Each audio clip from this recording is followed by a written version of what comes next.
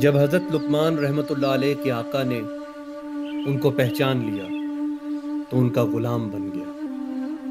محبت کی وجہ سے ان کا جھوٹا کھاتا، جو وہ نہ کھاتے اسے ضائع کرا دیتا، ان کی محبت سے مستی حاصل کرتا تھا۔ تحفے میں کہیں سے خربوزے آئے، آقا نے لقمان کو بلوایا، اپنے ہاتھ سے قاش کاٹی اور لقمان کو دی۔ وہ اسے شکر سمجھ کر کھا گئے۔ چونکہ انہوں نے خوشی سے کھایا لہٰذا آقا کاشیں دیتا رہا۔ وہ 17 کاشیں کھا گئے، ایک بچ گئی۔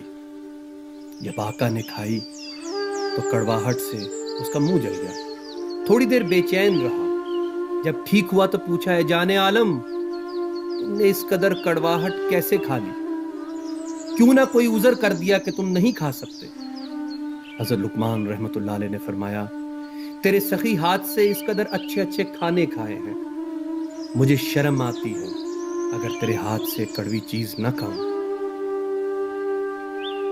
محبت کی وجہ سے کڑوی چیزیں میٹھی ہو جاتی ہیں، کانٹے پھول بن جاتے ہیں، قید خانہ چمن بن جاتا ہے، آگ نور بن جاتی ہے، محبت کا ڈنک شہد بن جاتا ہے، محبت سے گھر روشن ہو جاتا ہے، محبت مردوں کو زندہ کر دیتی ہے، بادشاہ غلام بن جاتے ہیں۔ دفتر دوم مثنوی